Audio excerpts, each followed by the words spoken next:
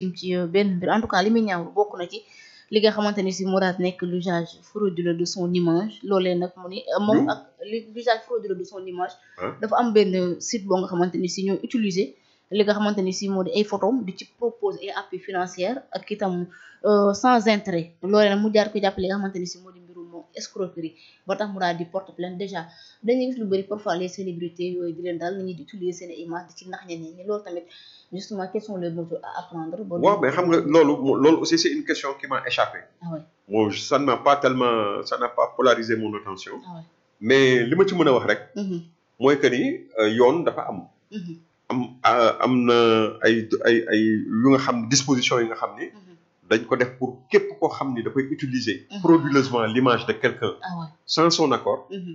Donc comme c'est frauduleux c'est sans son accord bien sûr c'est une redondance. Ah ouais. donc su fekkee ni daf ko def. am na ay mesures yoo xam ne yoon dana ko jël ci kaw kooku. justement comme moom porté na plainte. affaire bi ça suit son cours. xam naa ni ñi nga xam ne def nañu loolu. ils seront mis devant leur responsabilité aussi ils vont répondre devant la justice sénégalaise. justement loolu moom du mën ñàkk mais est-ce que du tout parfois ñoom ñu peut-être di sécuriser seen ay comptes wala ñu mën a sécuriser seen ay images wala des droits d'auteur. non de plus en plus loolu dafa mel ni. lu nit gis nga dañu toll ci jamono joo xam ni. avec l'intelligence artificielle waxatuñu sax ay affaire intrigue ay yu demee noonu mais l'intelligence artificielle. c'est-à-dire pour nga mën a sàmm yu mel noonu à 100%. ak puissance boo mën a am ci àddina. ak alal boo mën a am ak entourage boo mën a am. pour nga sàmm loolu à 100% lu jafe la. parce que tamit nit ñi dañu gën a xereñ. moyens yi dañu gën a bari. technique bi dafa gën a sophistiqué. justement donc nit ñi toujours dinañu am ay prox ndol yoo xam ne dañ ciy jaar. pour mën a jéem a fexe def lu frauduleux. mais nag comme yoon am na. ba à chaque fois bu nit defee lu mel noonu. mu am ay possibilités pour ester en justice. pour que ñu rétablir que dans ses droits. justement je pense que yoon dana def yoonam daal par rapport dana def liggéeyam par rapport à ça. bien sûr alors autre point de l'actualité. loo nga xamante ne si bu nit ñi ñàkk bañ a wax. daal di seet nga xamante ni si moo nekk jëruñ ju dénk wàllum jënd ak njaay di Serigne Gueye Diop moom nag daanaka mu nga yow xupp ñi nga xamante ni si ñoo di jaaykat yi parce que dañuy wax ni suukar dafa daal di manqué déjà man sax j'en ai tombé parce que suñ koñ suukar dafa manqué mais Serigne Gueye nee na suukar manqué wu ci dëkk bi nee na daal stock bi moo nga fi dara manqué wu fi alors qu'est-ce qui explique justement propos yi nga xamante ni si mu mis daal na ko yëg en plus moom fan la ko mën a teg vu que ni askan mu ci bëri jàpp nañ ni suukar amul déjà man ñu toog suukar amul suñ koy ak ñeneen ak ñeneen. waaw mën na am nag li muy wax mën na am rétention de stock. yàgg na am Sénégal. on a vu plusieurs fois dans plusieurs années. ci ginnaaw. ay commerçants yi nga xam ne dañuy sentir ni ñu ngi jëm ci période de crise. heureusement ba nga xamee ni jëmuñu ci ay koor wala yu demee noonu. parce que danoon na gën a metti parce que sucre bokk na ci lu nga xam ni moo ëpp lu ñu koy utiliser. ci weeru koor. donc heureusement ba nga xam ni weesu nañu weeru koor bi. mais pour que mu am spéculation yu mel noonu mais ça a toujours existé la spéculation a toujours été une des marques de fabrique des sociétés libérales des sociétés à économie libérale parce que toujours commerçant bi day am information yoo xam ni peut-être yow amuloo ko lu tax mu xam ni la mu jënde woon kat su fekkee ni denc na stockam bu demee ba ayu bés mën na am stockam boobu mu amee mu jaay ko plus cher. loolu yëpp dafay am. mais bu boobaa nag. c'est l'État du Sénégal à travers ses corps de trucs. nga xam ne ñoom ñoo koy saytu de contrôle et cetera. ñoom ñoo war a def seen liggéey. fexe ba le consommateur sénégalais mën a am jot ci produit boobu comme il le faut. te loolu aussi du lu jafe normalement. pour faire une telle investigation. En direction des commerçants grossistes yoo xam ne ñoo amee affaire bi pour mu mën a dem ci détaillants yi le marché soit approvisionné normalement je pense que c'est le ressort du ministère du commerce de le faire je sais que aussi bii nga xam ni moom mooy CSS xëy na aussi moo nekk à la base de tout ça loolu yëpp mën na nekk parce que CSS aussi mën na bëgg yokk production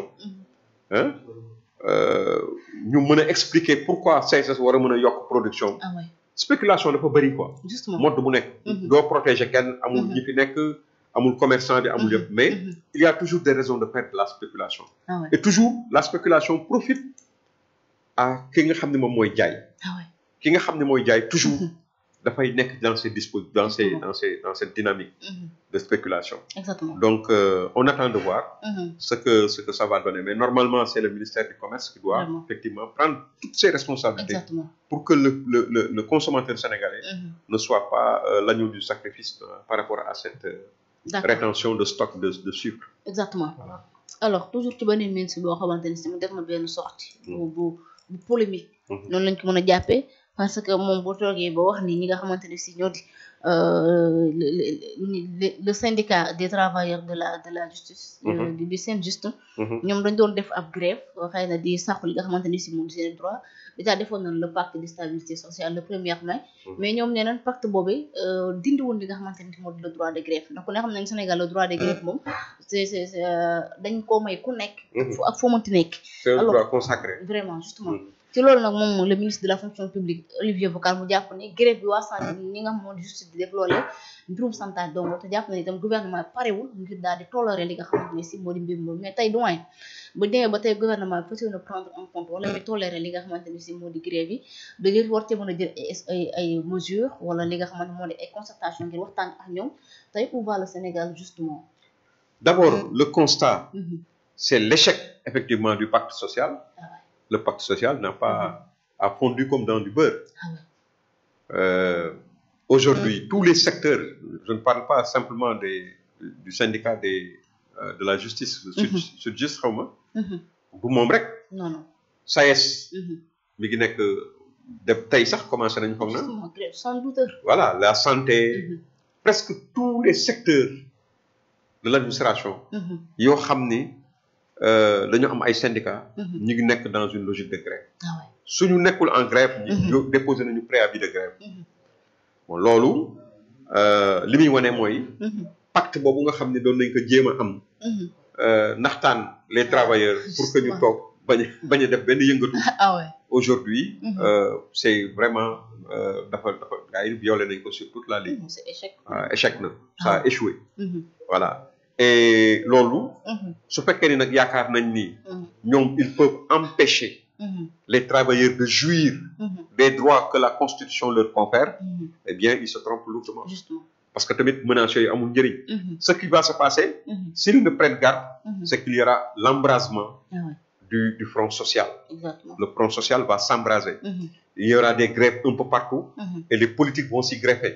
te yooyu tension lay indi ci réew mi problème lay indi ci réew mi. Donc li ñu war a def mooy laisser aux travailleurs de jouir des droits que leur confère la Constitution du Sénégal, le droit à la grève. Déposer préavis de grève jaar fa ñu war a jaar seen jour jot pour ñu manifester ñu génn ci mbedd mi manifester wala ñu toog banque seen loxo toog seen kër. loolu yoon moo leen ko may. suñu bëggee nag xañ leen li leen yoon may. bu boobaa l'État day nekk en situation de. d'hors la loi. D'accord. Voilà. Alors ci loolu sax gis nañ ci benn communiqué boo xamante ni si ñoom les syndicalistes def nañ ko ci. ñu jàpp ni en tant que ko nga xamante ni si c'est un homme d'État un ministre waru ko woon a doxalee ni nga xam ne noonu la waxee ñu jàpp ni c'est indigne pour un responsable d'État en plus ça c'est un manque de sérénité justement moom ministre bu mu yëkkati kàddu yi jàpp ni ñoom dañoo nekk li nga xamante ni si moo di chantage alors que droit bu nga xamante ni si yoon moo leen ko may ñu di ko doxal aussi tamit l'attitude de certains ministres yi nga xamante ni si ñu gouvernement bi wala certains DG aussi jar na taxaw si jar nañu waxaat. waaw xam nga nit ñi ku ci nekk rek la nga am ngay demee marché. Quand par exemple tu n'as aucune expérience étatique dans des structures d'État ba nga xam ni yàgg nga confronté wu à des situations lii la ñuy doyee expérience. Par exemple tey ku mel ni un Samba Sy du PIT wala ku mel ni Nicolas Ndiaye de LD n'est-ce pas wala ñi nga xam ne ñoo nekkoon ci le régime passé de l'APR nga xam ne yàgg nañu di am relation ak ay maanaam di fekke ay grève yuy déclenché wu ci seen ay département ñuy dem ci travailleurs yi di waxtaan ak ñoom et cetera ñooñu du ñu woon am problème lu mel noonu dañ koy dem régler comme nañ ko daan régler jaar fa ñu war a jaar mais tey quand tu prends quelqu'un bu nga xam ni da nga naan le ministre tel et xawma précédemment nangam doo wax mu précédemment ku bees tàq la koo xam ne da nga naan rek titulaire d'un master nangam et cetera nga jël ko fal ko xamul dara ci li ngay def li mu war a def lépp daf ko war a jàng lépp commencement lay doon pour moom vraiment su problème amee tu ne dois t'en vouloir qu'à toi-même justement voilà merci beaucoup Doumay mais bala ñoo jeexal faaw ñu parler un peu de l'actualité li nga xamante ni